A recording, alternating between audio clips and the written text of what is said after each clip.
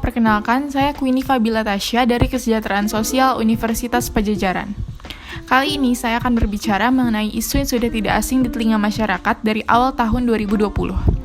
Yap, pandemi COVID-19. Saya akan membahas bagaimana kondisi sebelum dan setelah adanya pandemi COVID-19, mengapa pandemi COVID-19 mengakibatkan terjadinya perubahan perilaku atau timbulnya masalah, dan upaya apa yang dapat dilakukan untuk mengatasi masalah-masalah tersebut. Bagaimana kondisi sebelum dan sesudah adanya pandemi COVID-19? Perubahan yang terjadi seperti apa? Terjadinya perubahan kondisi akibat kemunculan virus COVID-19 ini telah menggemparkan dunia.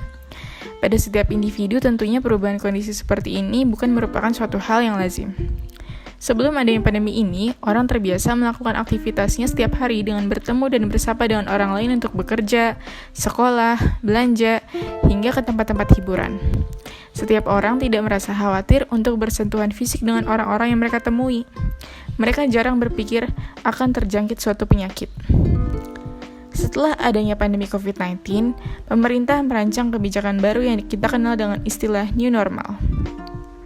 Definisi New Normal menurut pemerintah Indonesia adalah tatanan baru untuk beradaptasi dengan COVID-19.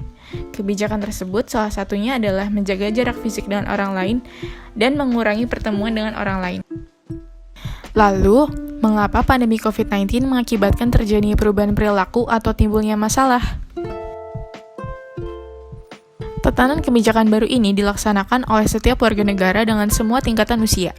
Mereka mulai membiasakan diri untuk tetap di rumah untuk mengurangi penyebaran virus ini. Hal ini mengakibatkan berkurangnya pemasukan dalam sektor usaha dikarenakan tidak ada lagi pembeli karena orang-orang takut tertular virus dan juga berusaha mengikuti kebijakan pemerintah yaitu stay at home. Hal ini membuat banyak karyawan yang dipotong gajinya bahkan di PHK. Bagi karyawan yang berada pada kelompok income menengah ke atas, biasanya melakukan saving sebelum dan selama masa pandemi. Apabila kelompok ini kehilangan pekerjaan, mereka akan mencari peluang untuk pengembangan diri. Misalnya dengan ikut kursus atau pelatihan, mendapatkan brevet dan sertifikasi, atau bahkan melanjutkan studi ke jenjang yang lebih tinggi. Yang jadi masalah adalah sekelompok orang yang sama sekali tidak menerima gaji dan saving atau tabungan. Tabungannya mulai menipis atau bahkan habis. Lalu, apakah ada upaya yang bisa dilakukan untuk mengubah kondisi yang tidak diinginkan agar menjadi lebih baik? Upaya yang dapat dilakukan untuk merespon masalah kelompok tersebut adalah dengan menerapkan perilaku entrepreneurial atau kewirausahaan. Mereka dapat berinovasi menjual barang atau jasa yang dapat memberikan penghasilan. Dengan ini, mereka juga dapat mengolah kreativitas dan mengembangkan potensi diri.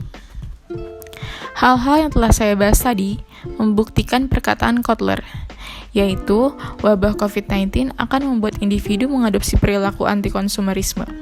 Mereka akan memilih hidup lebih sederhana atau life simplifiers, dengan hanya membeli barang-barang yang dibutuhkan dalam jumlah yang sesuai dengan kebutuhan. Sekian dulu video dari saya, kurang lebihnya mohon maaf. Sekian, terima kasih.